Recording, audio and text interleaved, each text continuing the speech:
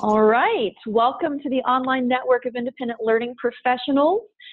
Today, I'm very excited. We're going to be speaking with Christy Tucker about one of my favorite topics, which is scenarios. We're going to be talking about choosing branching scenarios when they matter most. Christy has done lots of presentations for us on various scenario-based topics, and I always learn lots and lots on these, so I really appreciate the time that you've put into the presentation and spending the time with us here and teaching us what you know. I am going to go ahead and stop sharing my screen, and I'm going to pass it over to you, Christy. Maybe tell us a little bit about what you do in case we've got some new folks, and then we can just jump right into your presentation. Alrighty, so my name is Christy Tucker, and I have been working as an independent consultant since 2011 and specializing particularly in scenario-based learning and in using scenarios and storytelling in learning. And in particular, I grew up reading Choose Your Own Adventure stories. And so I love those sorts of stories. Those were the ones that we did as bedtime reading. In fact, my dad used to improv Choose Your Own Adventure stories for my sister and I when we were little, where he'd tell the story up to a point and then we'd have to make a choice, and then he'd improv the next choice just on the fly. And that was what he did for us. And so I love those stories. And the thing with it is that these, we know that the branching scenarios, they can be really engaging. They give people places to do relevant decision making, and a more authentic assessment than something that is completely abstract. But the reality is also they can be pretty challenging to design and they can be time consuming.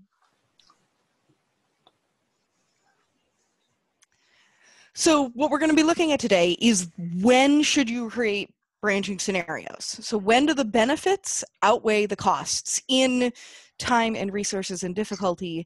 And what are the alternatives that you can use instead of doing full-blown branching for a whole thing? So we're going to start out today with some examples. And I do have the chat up on my other screen right now. So I want you to kind of tell me, in this particular situation, so this is an audience, the audience is instructional design consultants. The skill we're working on is screening new clients and establishing your working relationship with a new client, focused on adding value rather than being an order taker. This is one that is a multi-step screening process and a conversation. There's shades of gray in how you handle it. There's some good and bad choices, but there's also some partially correct or okay choices. So in the chat, tell me, would you do branching for this or would you do something else? I don't even know I don't need to know what the something else is right now even. Just say branching or something, or not branching. Put something in the chat. Patty says branching for this.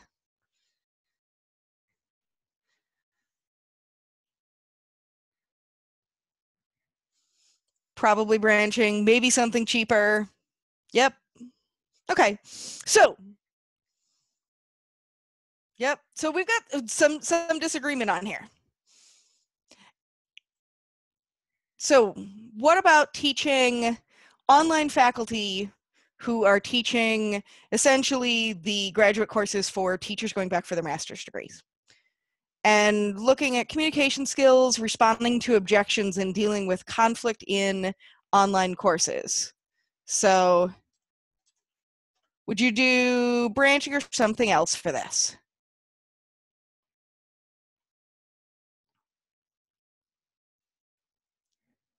Yeah, John says it depends. This isn't the answer in instructional design is almost always it depends, right? This is so maybe, right? So there's a little bit of a maybe. Maybe is something else in here. student advisors or advisors who help international students. So this is in a higher education environment, navigating problems with transfers into a school, employment, visas. There is, in the notes on this, there's a lot of heavy regulation text for this. I will also tell you all as instructional designers, as you're imagining this one, note that two of your SMEs are, lawyers. So if that affects your decision at all as to whether you're going to do branching or not, that would be, so what do you think? Branching? Yeah, Danny says boring content, so push for branching. But Michelle says something else. Sharon says branching and something else. Sharon's giving you a little preview of one of the points that we're going to be making later on in here. Sharon's hinting at something that we're going to talk about later. Branching and something else. Yeah. Software training. If your audience is the end users of the software and the skill is resetting a password, accessing account info, focusing on the procedural knowledge of this one. Do you think branching? Do you think something else for this? John says something else. No branching, something else. Okay, this one's probably the easiest question in here, right? This one should be something else, not branching, because we're focusing on that pure procedural. What about this software training? If our audience is administrators of the software, and the skill is that you're going to use the software to set power-saving policies for an organization, where there's some trade-offs of how much data you have versus the battery life. And different organizations are going to have different priorities to determine that. So what do you think? Maybe branching for this? So it's software training, and we were all clear on the last one that the other software training should be something else. This one, maybe branching, right? We think that there's something in there. So we're going to come back to all of these examples through this presentation. So what we're going to do is look at how you decide if branching is the right approach. What are some criteria? What are the different types of training where branching can work effectively?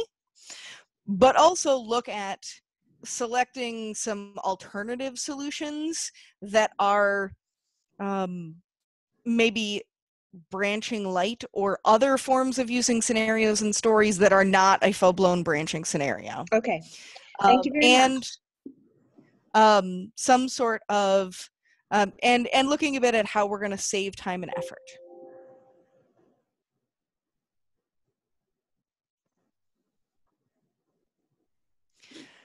So why do we do branching scenarios? This is kind of our benefits of this. We know that looking at research on this, they give us real life decision making. It is that place to practice decisions that are closer to a realistic environment. Branching scenarios are a safe space to fail. We want to make branching scenarios hard enough that people aren't going to get the perfect, right, ideal answer on the first time through. And if we've got that customer service scenario, anybody who's ever worked customer service, chances are you have fantasized about saying the terrible thing to the customer.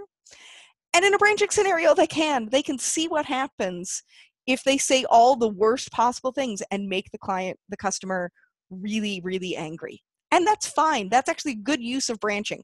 Get it out of your system in the safe space.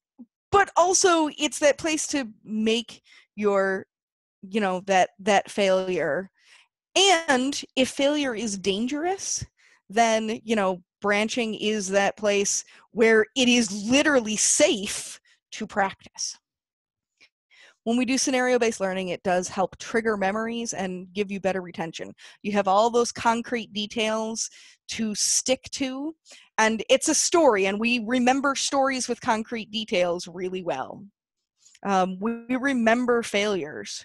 And so if people have messed up something, every one of us can come up off the top of our head with something that we screwed up, that we did wrong, because those memories are burned into your brain, right?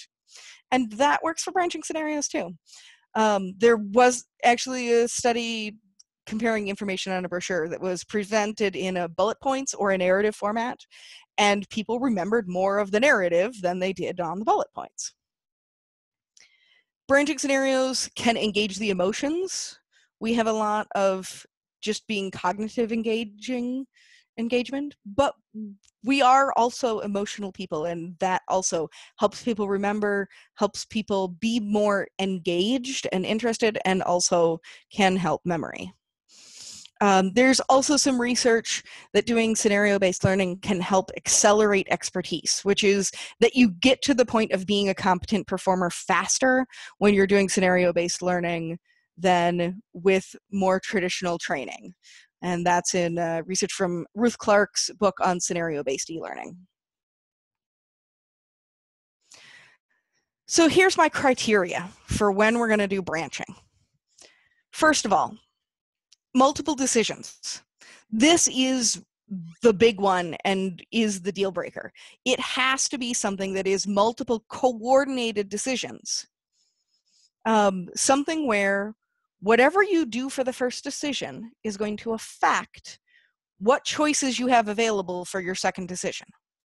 It can't just be a series of independent decisions, but it does have to be this, you make your multiple decisions, and each one sort of leads to the next. There can be ways potentially to correct your mistakes. There can be ways to backtrack somewhat. Just like in real life, if you screw up in a conversation, you can probably backtrack and, correct things, de-escalate a situation. But you've got to have that multiple coordinated decisions. And to some extent, if you meet all of the other criteria but not multiple decisions, that's going to tell you that you probably do want scenarios somehow, but maybe not branching scenarios. You're going to want one of these other alternatives that we're going to talk about. Branching works better for strategic skills. These are things that are not just procedural. You need more than a checklist. It is not routine or repetitive. A strategic skill is one where there's often multiple acceptable answers. And in fact, lots of instructional design is this sort of strategic skill. As we noticed, as we're looking at the examples, we had pretty divergent answers to those questions. Now, maybe by the end of the scenario, we might be a little bit more in agreement as to what we might do. But if for any one of those training problems that I presented, there are multiple potential ways that you could do it and be successful and get the behavior change or the results that you're looking for. There's not a single right answer. And that's also leading into the shades of gray. Branching works really well if you've got things that are not just black and white, that there is a clear good behavior always looks this way, and bad behavior always looks this way. Things that have a partially correct answer or an okay answer or an answer that might be okay in some situations, depending on your trade-offs, that's where those are those shades of gray. And branching can do that really well. Branching scenarios are also good if you've got a risky situation where it is something that is too risky to practice on the job, especially in things where there is a physical risk, a dangerous environment of manufacturing, safety tools, chemicals, hazardous materials, danger that you might, foodborne illness, that you might cause foodborne illnesses or get contamination. Those are things where scenario-based learning and branching can be really good. Yeah, and Danny likes the good, better, best. And that's often what we're doing. So here is my example of that first one I asked you about of client the client training.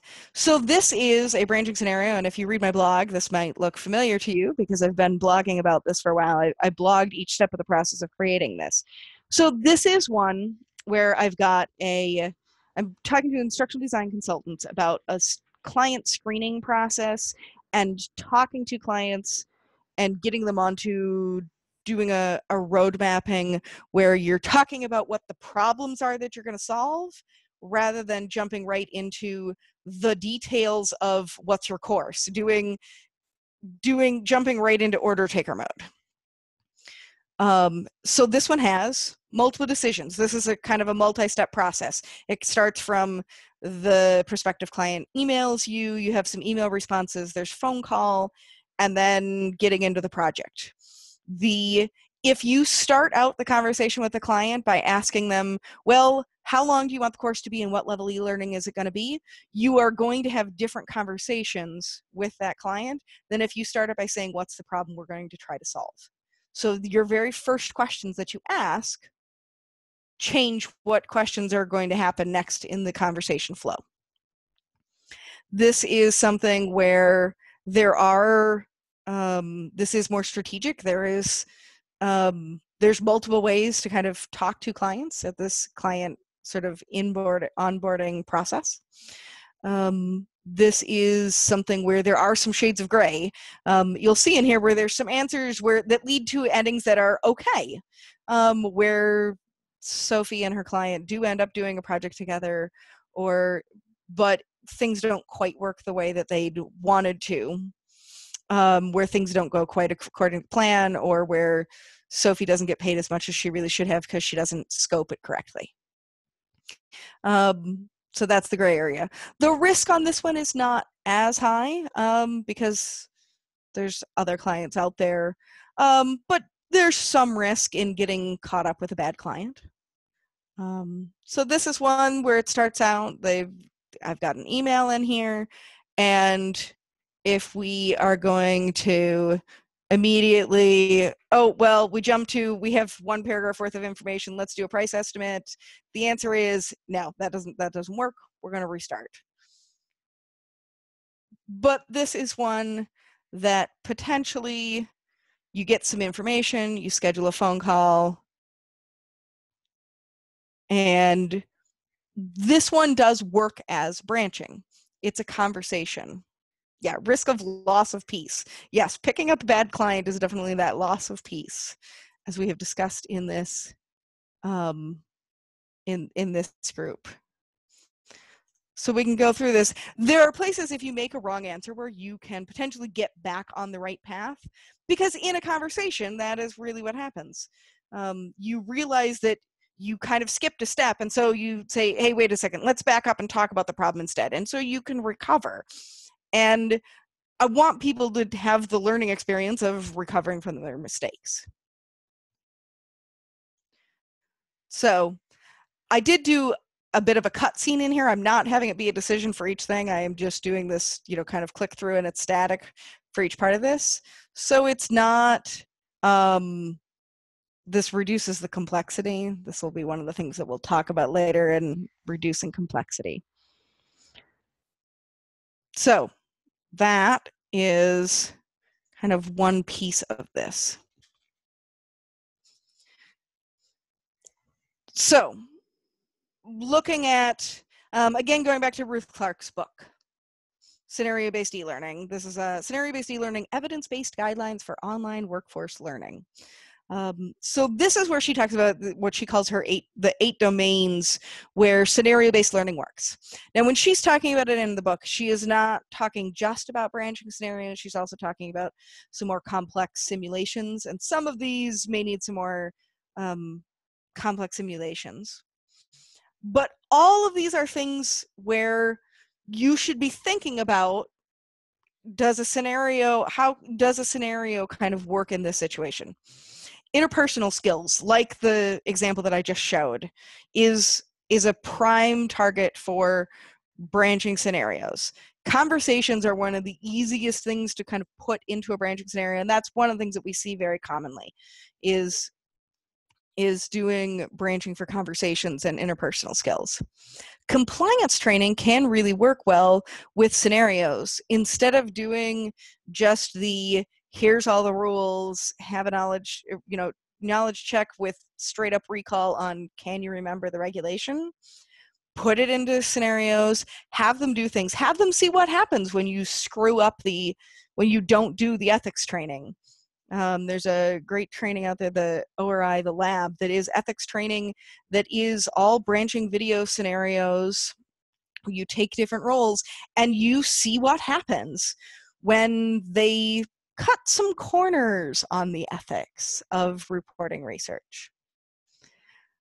Diagnosis and repair is a good one for branching, because what test you do perhaps to diagnose a problem will determine what steps you take next. What's the results of that test and what do you do?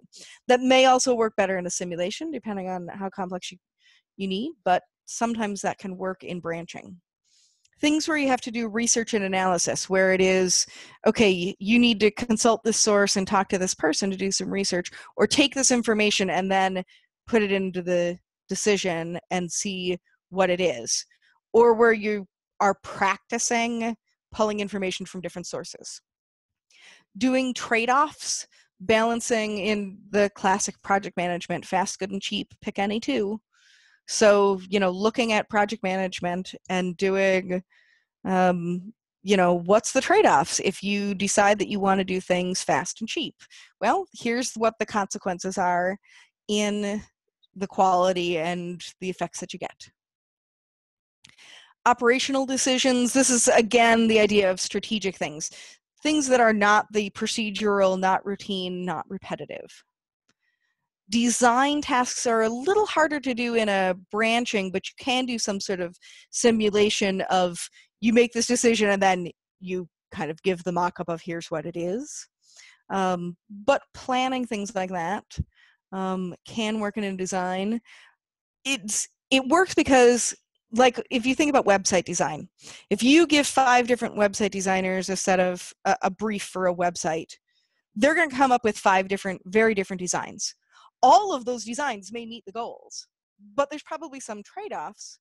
And those sorts of skills where success could look very different from one person to the next might do, you're going to have to sacrifice some of the open-ended realism in a design thing like that, but you can get at least part way in practicing that.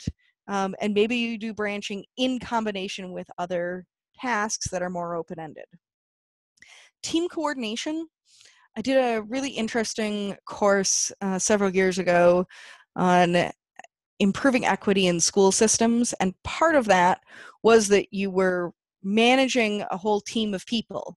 And so we did actually have some things where you started out of, here's a list of people in the school who you can call on, or in the school district that you can call on to be part of your team. So you have to pick the people who are on your team. And then later on, there's some tasks of, okay, well, now we're at this stage and you need to attack this problem from multiple angles. So what tasks are you picking and who are you assigning to each of those tasks? So team coordination, frankly, often overlaps with some of these other domains. That can be interpersonal skills and trade-offs and operational decisions. It might be research and analysis. So these aren't clear-cut, but all of these are areas where branching scenarios can work. So now let's look at our alternatives to branching, looking at how you can save some time and effort. So we've done typical multiple choice questions like this. All of us on here have probably done some of these, right? So if you're doing a course for managers about motivation and using rewards effectively, you can ask a question like this. This is a fairly typical comprehension question. And if you've already introduced this concept, it probably aligns to that content and to your learning objectives, and it's fine, right? It's okay. It's not terrible. This will probably work. But it is very abstract. On the other hand, we can do something like this. So take a second to read this one and see what you think. Do you think that this seems more effective than the last version?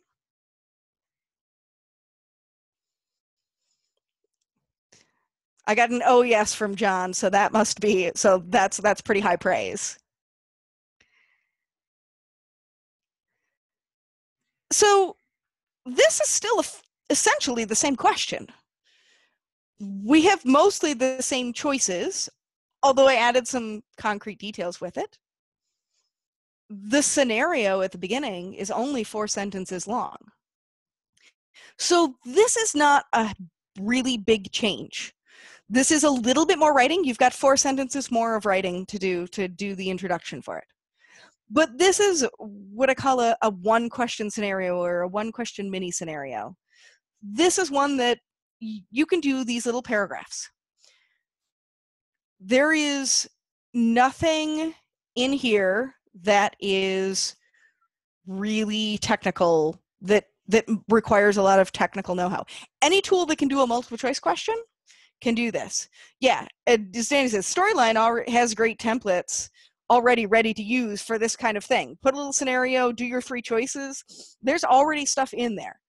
But you don't need Storyline or Captivate for this. Literally, you can do this in PowerPoint. You could do this with pencil and paper, or do it live in a class and ask people to raise their hand for what choices they're going to do. There's nothing particularly technical about doing this sort of short, really brief scenario and a couple of things of like 3 choices, maybe 3 consequences, and do that. And so this is a scenario that does not require complicated technology, does not require complicated branching. It's easy to do. And you can choose in the feedback to potentially show some feedback for some consequences, and how you do your feedback can make it even more realistic, or go more abstract and do more coaching, depending on, do more explicit, okay, this is why a small reward is actually better for behavior change because it's better for doing long-term attitude change. A large reward tends to get a temporary behavior change, but doesn't change the long-term, but decreases motivation in the long term. You can do that sort of conceptual feedback, and that might be right depending on what your scenario is. So this works. This is also, if you have clients or stakeholders who are skeptical about using scenarios, almost every client will agree to do questions like this instead of traditional knowledge check questions. Hardly ever will anybody push back at this, as long as you can get realistic scenarios and work with your SMEs to double check them. This is a great way to get people to dip their toes into scenarios, even if you can't sell them on full-blown stuff. Can you get them to do a little bit and then nudge them to something more authentic? This is the way to do that.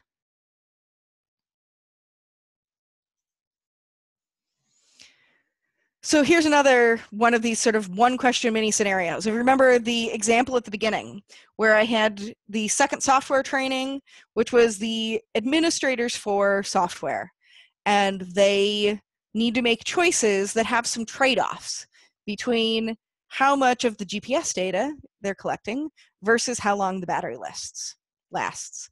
And in this particular case, I am choosing to do one question mini scenarios, partly because they do need to understand some background behind it. But in this particular case, the actual decision on the scenario on it is kind of one step. There's not a multiple decisions on the policy, and so it doesn't quite fit branching in this case. It is a bit more strategic. They need to understand some of the why behind it. There are trade-offs, which is one of Worth Clark's domains. There's potentially shades of gray here, but probably this is more of there's some policies that definitely will not work for certain organizations. The risk in this is fairly low because this is a policy that they can change at any time. And so if they make mistakes, even in the real environment, it's fixable. So this is one of this. I go through my 4 criteria, and it meets the strategic. There's a little bit of shades of gray, so it's kind of 1.5 or 2 out of 4. So yeah, I want to do some sort of scenario, but maybe not branching, especially since there isn't a multiple decisions that have to be made on this.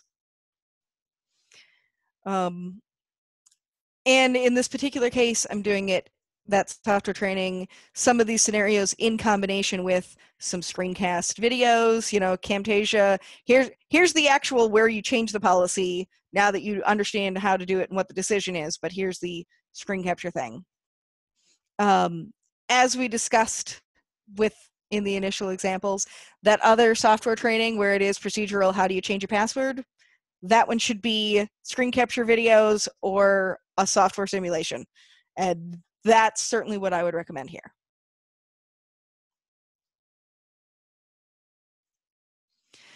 Another alternative to doing full-blown branching is to do some sort of limited branching. If you look at this, instead of it continuing on forever and ever, you always go back to the right path.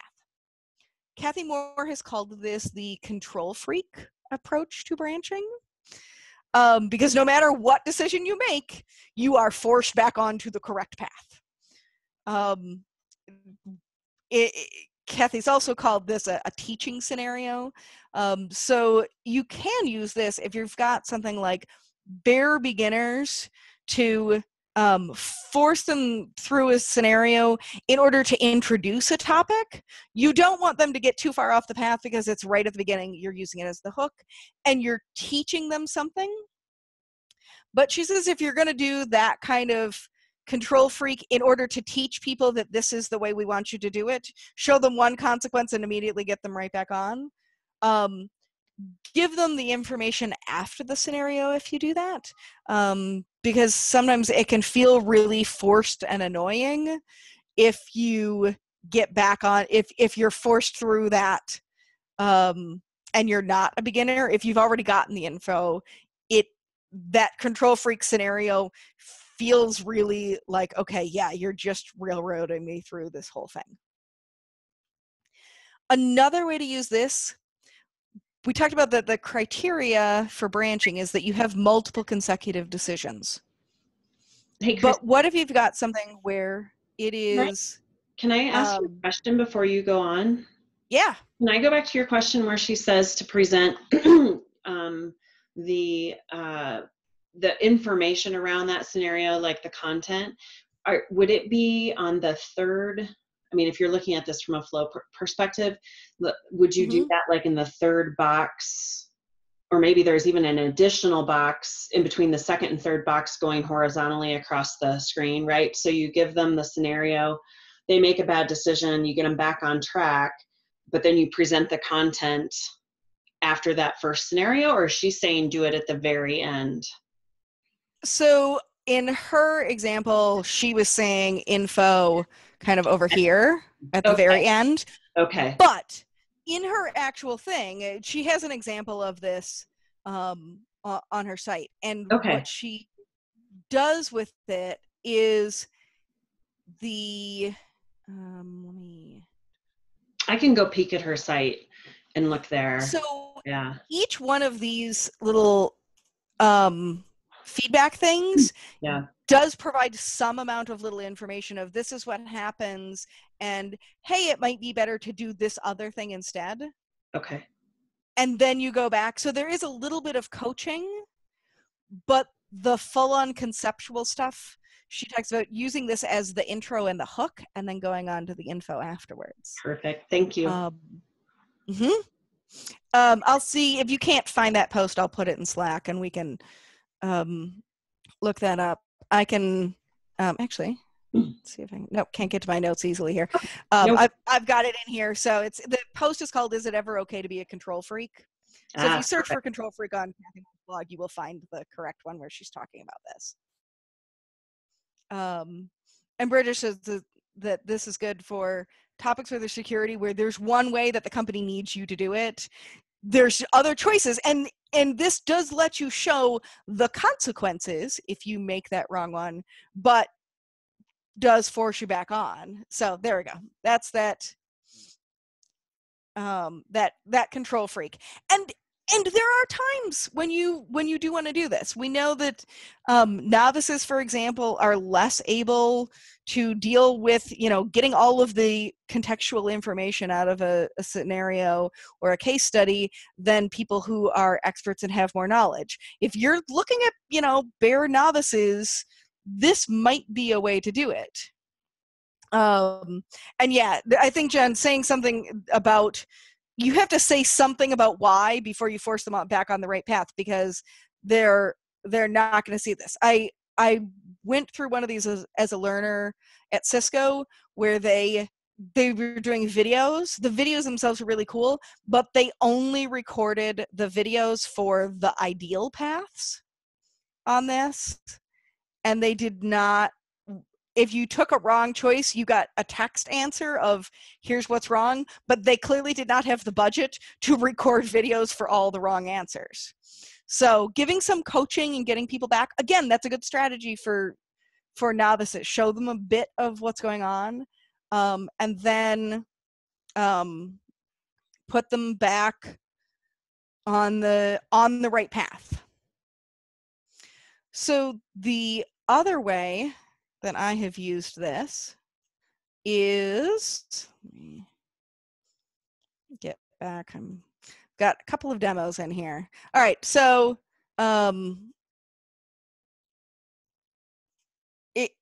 ignore the fact that this was built in Captivate 2.5. Okay, this is 10 years old, but the design of it, so the visual design of it is a little dated, and the buttons do look like old Captivate. Bear with me here. But this was an example where I did, and I chose a limited branching on this one because this is the graduate course for teachers who are getting their master's, or actually this is for training online faculty of how to deal with conflict in their online courses. And one of the important things in this one was we wanted them to see a couple of different kinds of objections and conflicts that might come up. And all of those are independent. How you deal with one conflict is not necessarily relevant to how you deal with the next conflict, right?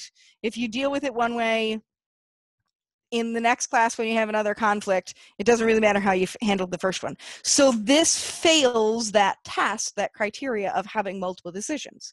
But it is something that's a bit more strategic. It is something where there's multiple right answers. There are potentially some shades of gray, although there were some specific things that they wanted to do in this.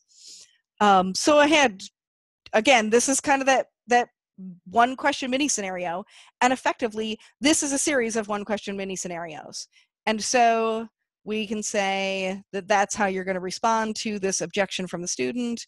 And so we get a little emotional response. I'm not giving them a ton of other direct coaching, but they see the responses.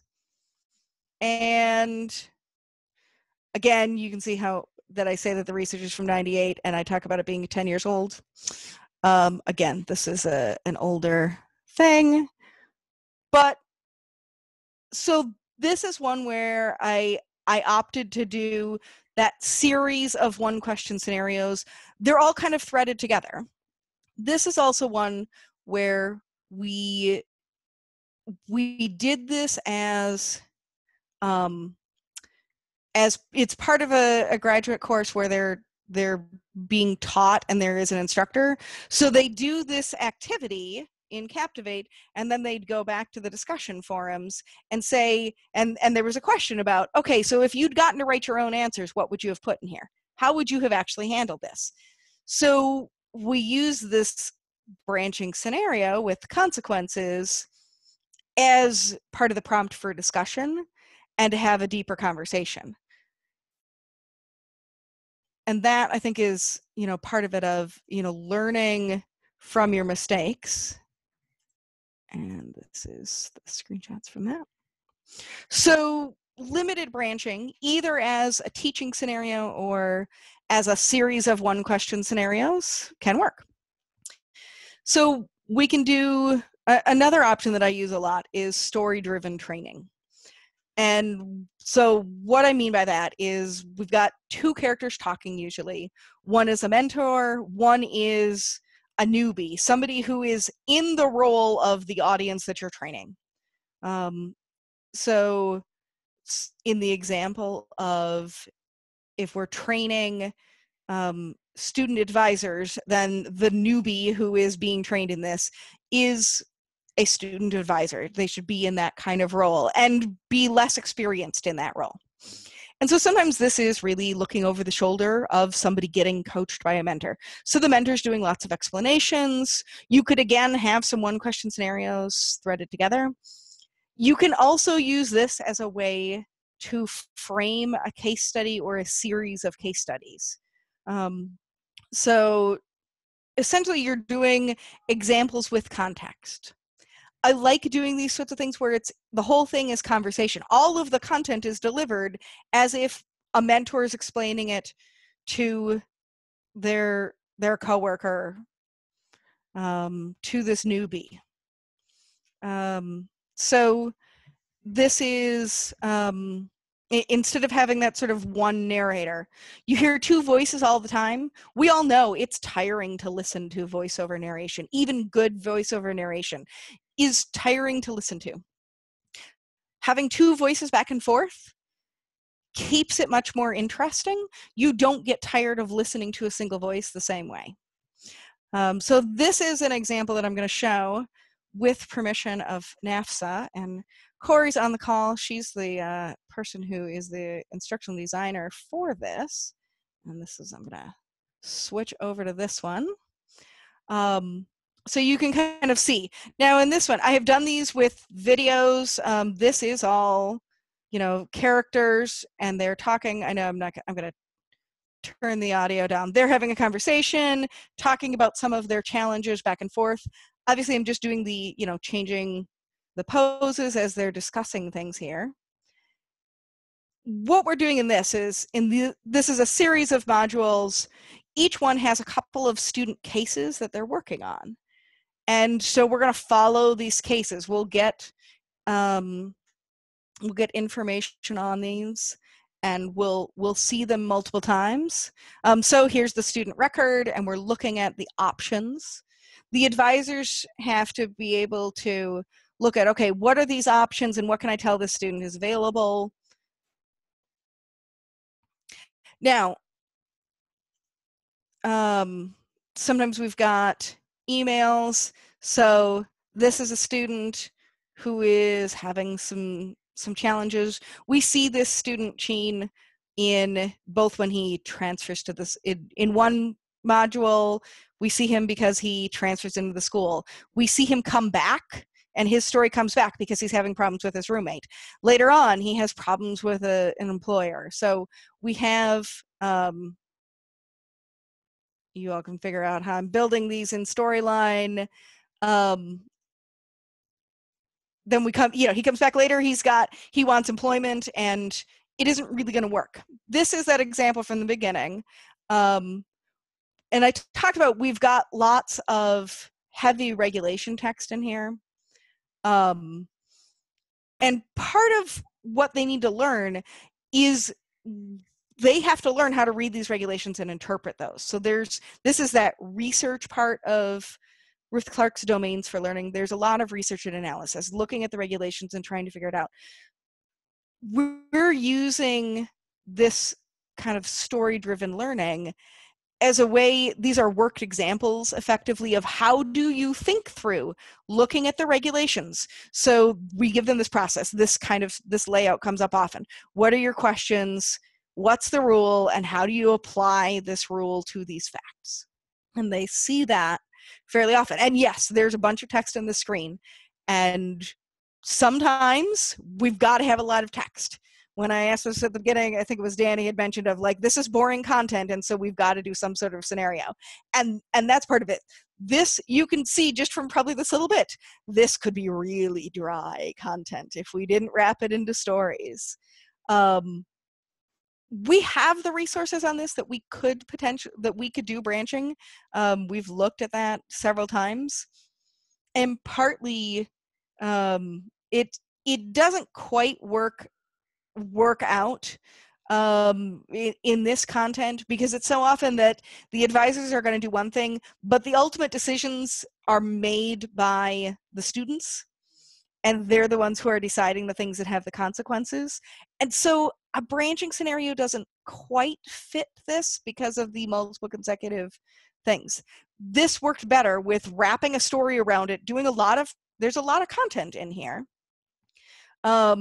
And we've used several types of interactions. Sometimes it is, text. How are you going to respond to him?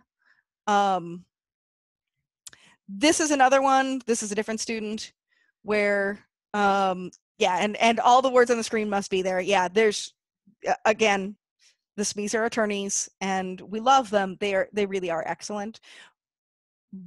But it is that kind of language, and we've got to get the wording exactly right, and sometimes we have to have all the words there. This is one where I've got text, where the student's contacting the advisor on WhatsApp, and you're trying to figure out how you would respond to a series of different types of responses. And so, again, I'm just choosing it here. This is fancy, it looks fancy, but this is essentially still a one-question scenario. It's just a series of them, and I am choosing these, and at the end, we'll get some feedback. There's some variables behind the scene that determine which set of feedback we're getting here, but that is still essentially a one-question scenario. So this is one where we're combining multiple strategies. We are doing we're doing the story wrapped around everything. We're doing individual questions, and we're doing some one-question scenarios within that. So that's some of the alternatives to branching. And so, yeah, lots of credits to Corey for writing that, for being the instruction designer and writing that story-based training example. This has been a really fun collaboration to figure out how to do some things and to push the limits. So, and do think about questions in here. I've got a couple things in here about making branching a little easier as you're thinking about your questions. One of these was hinted right at the beginning about combining branching with other strategies.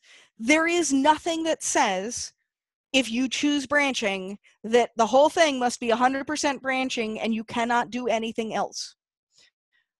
Kathy Moore in her book Map It says, choose activities for each objective, not for the whole course. You do not need the whole thing to be branching. And so this is part of it, is that, we talk about branching and sometimes people think, oh my gosh, you have to do the whole thing and it's got to all be full blown and you've got to, how do you get all the content in there? Well, okay, so don't. Do a little branching as the intro to get people hooked, and let them make mistakes at the beginning. As long as you correct it, and if they have some prior knowledge, it's helpful. Maybe you do branching as sort of a pre-work practice, and then you get into something else. I often use branching as a culminating practice. I do some combination of content and other practice activities throughout, doing, say, each part of a process, but I really want them to do one practice at the end where they are seeing the whole process. And so this is, so I use it at the end to combine everything. I've done them as kind of spaced practice afterwards, as refresher practice. And so that's definitely a way to do branching. I will say that sometimes you can just do something in Twine. That client screening scenario that I did is I built it in Twine as a prototype, but Twine is functional And so maybe if the answer is you go through those criteria and it really should be branching, and there is no way that you've got enough time to do a full-blown, really good branching scenario is what you want, but you can't do all the fancy multimedia, right? That story-driven one that we did, there's a lot of time on media and making mock-ups of emails and student records and things. You don't always have time for that. But maybe a text-based solution is enough. We do have, I think many of you have seen Twine before. I need to, let's see. This is that same scenario that I showed at the beginning of the client screening. And so you can do this, and this is functional, and maybe that's enough. Maybe you don't need more than that. And Carol, I see your question. I'm gonna do this. Rather than having the exponential complexity of things, even just giving people opportunities to fix their mistakes helps really cut down on how many slides you're doing. You know, in that previous version, in 3 decisions, you already were up to 40 slides to build. That's a lot. Just by giving people, okay, so if A is the ideal choice here. After I do B, I realize, oh wait, I should have actually chosen A. And so you can just get right back on the right path. And this path is now 20 slides instead of 40. So you've already cut the complexity in half. So there's ways to do that. The client screening one looks like this. It is not straightforward. I'm doing so the correct path here is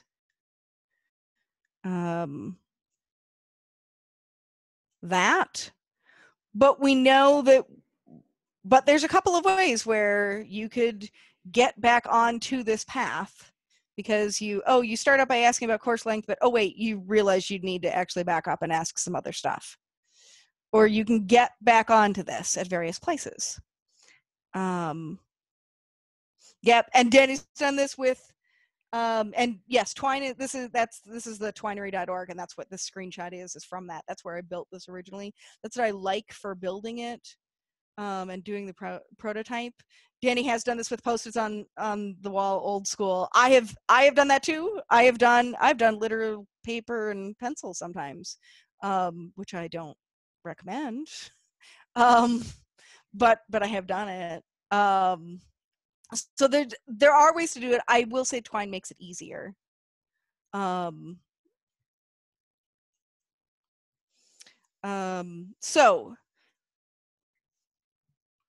Carol, you asked about how to make it realistic. So and I guess how to make it not so obvious. I assume that, Carol, the question here is on making the choices, the bad choices, not so obviously bad, and asking and how to make it so that the choices themselves are realistic. So my suggestion with that is that when you are planning out the process of your scenario, to think about, you do need to find out, well, what are the things that people do wrong? What do people really do wrong in this? What do they make mistakes on? Where do they get confused? Those are the things that are decision paints. If there is something in a conversation where there's no obvious wrong answer and people don't screw it up, don't make that a decision. Just skip through, do a cutscene like I did of my phone call where they just go back and forth talking. You don't need to make it a choice for that. And if it's going to be too obvious, then yeah, you probably don't need to choice it. That's probably a good sign that you can't come up with a choice. If you have something that you think was going to be a choice, but you can't come up with any plausible wrong answers, it probably doesn't need to be a decision. Just you can be the control freak there and frankly force them through to the next thing that actually is a mistake. Maybe the whole process is 8 steps, but people really get stuck on 3 of those 8. So let's do branching just on the 3 places where we're really worried about let's force them through, do a, kind of force them from one to the next, just to kind of show here's what's happened, or give them a description of, and then, in the last month you worked with your sales team and they got done the ABC steps. And there we go. Does that make sense, Carol?